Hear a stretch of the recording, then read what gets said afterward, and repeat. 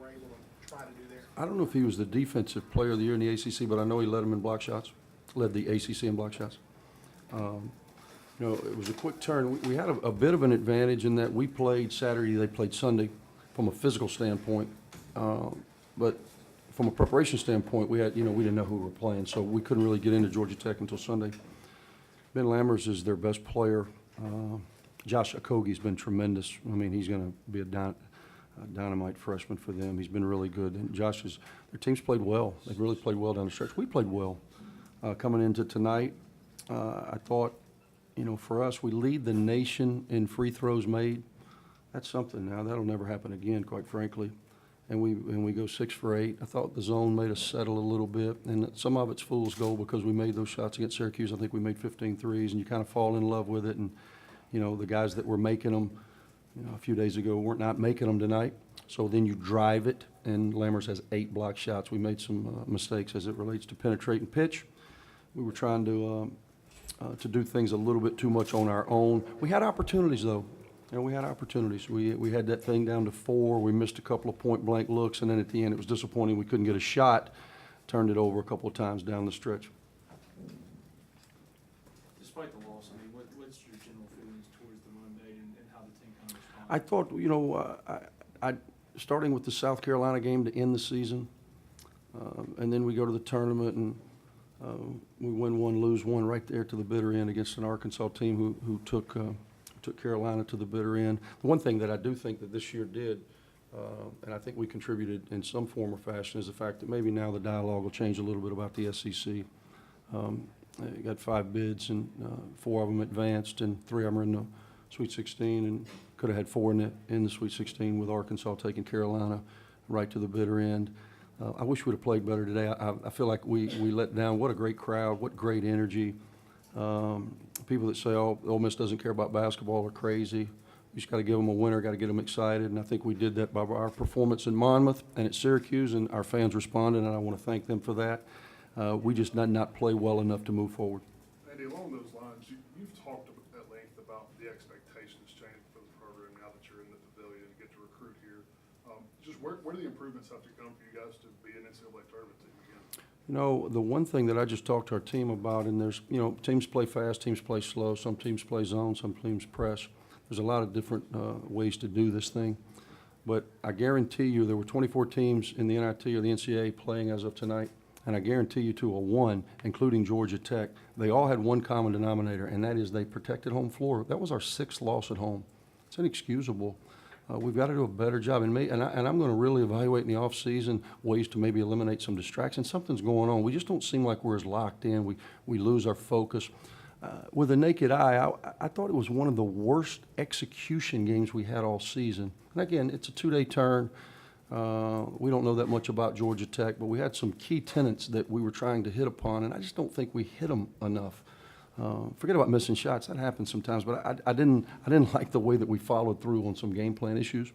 And that happens more to us at home than on the road. So we've got to evaluate that. You can't have 6 home losses and expect to be successful. We go 9 and 8 on the road. It's pretty successful. You got to protect your home floor. I'm excited about the kids that are in our program. With Big Dom sitting out, Dominic Olenicek, the 7-footer, he'll immediately stick right into where Sebas was. Now, will he be able to produce to Sebas' level? That will be unrealistic. Sebas just had a terrific year.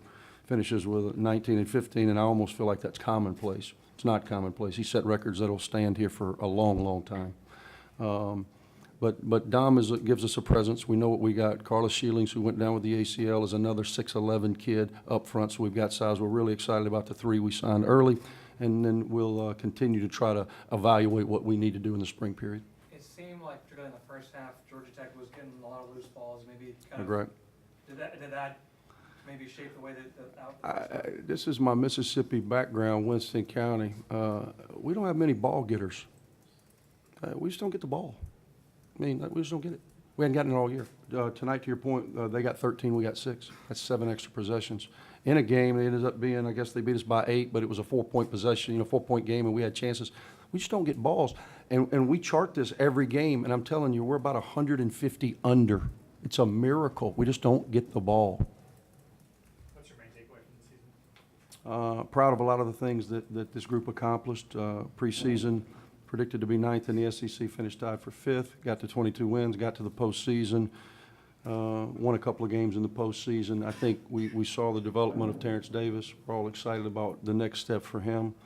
Breon Tyree certainly shows flashes. You know, all of the new guys that we brought, you know, we're obviously going to miss Sebas. Rashid had his moments, unfortunately for him, with his physical situation. He never really caught a rhythm. He had his moments for us, but he never really caught a rhythm. So the rest of the guys are intact. Again, excited about what we're doing moving forward. Andy, how difficult is the finality of it, though? Because you show up tonight, New York, Madison Square Yep. Garden, and then bam, it's over for these guys. How difficult is that? I talk about it all the time. You know, you just get into the monotony. We started this now with the fact that we can touch our kids in a basketball way from the beginning of school. That's late August. That's when we started this journey. And then we start in earnest much earlier than the old days when I played October 15th. You know, we're actually starting official practice end of September. So this is 6 months, going on 7 months. It's a long journey. And you get into the monotony of, okay, we got a game today, win, lose, or draw. Coach is going to be mad about this, and he's going to say an ugly thing here, and why does he have to be so mean? And then tomorrow we're going to get up. What are we eating? Who's next? That's done. And I think they're feeling that. I know Sebas is. The finality's hard in this business because we all get caught up in a 6 to 7 month routine, and now it ends. Again, it's hard for me because I'm disappointed.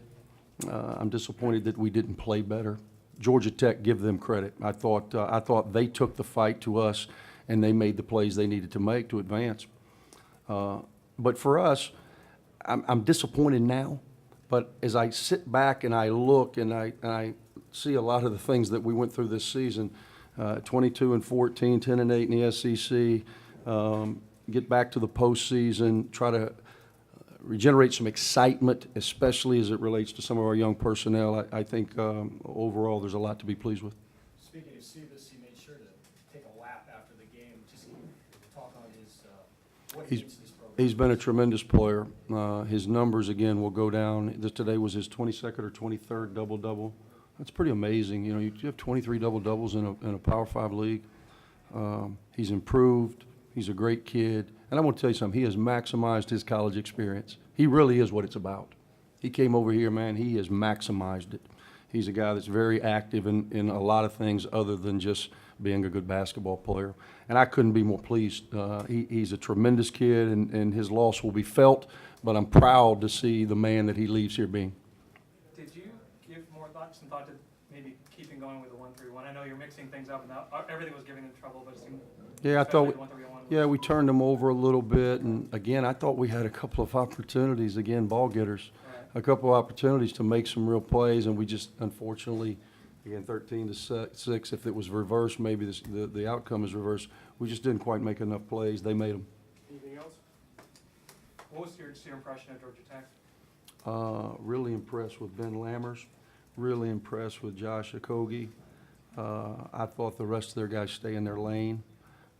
You know, huge night tonight for those two guys. They made plays. That you go on the road, we've had our struggles defensively, but actually from an efficiency standpoint, we finished fifth in the SEC in defensive efficiency. But we allowed them to shoot 52%. We allowed them to have 21 assists off 27 made field goals, which tells you their ball movement was excellent. And at the end of that ball movement, they were making shots. It was reminiscent of really, I thought, the way that we played a few days ago. Today, you know, we have a couple of guys that just really struggled to score, and as a result, we just didn't have enough. Thanks, Coach. Okay, thank you. Thanks.